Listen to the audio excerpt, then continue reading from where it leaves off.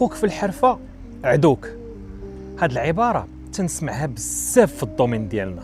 بالنسبه ليا شخصيا ما عندها حتى شي اساس من الصحه. علاش؟ لانه الاغلبيه ديال الناس اللي قراب ليا في حياتي واعز الناس عندي من نفس الدومين ديالي، يعني خوتي في الحرفه.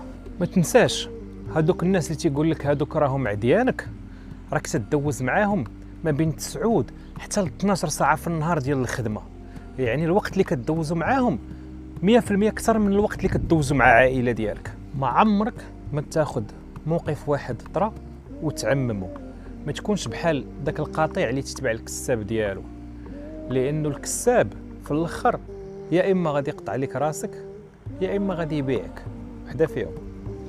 وإلا كنتي متفق معايا بانه فعلا خوك في الحرفه هو خوك، بارطاجي هذا الفيديو ودير هاشتاغ خويا في الحرفه هو خويا، والله يعطيكم السر. نشروا الايجابيه وبركه علينا من ديك الخزعبلات وداك السلبيه، محتاجين الايجابيه في حياتنا. ما تنساش انما المؤمنون اخوه، ما تنساش عاوتاني انما الاعمال بالنيات وانما لكل امرئ ما نوى. السلام عليكم، داز من هنا.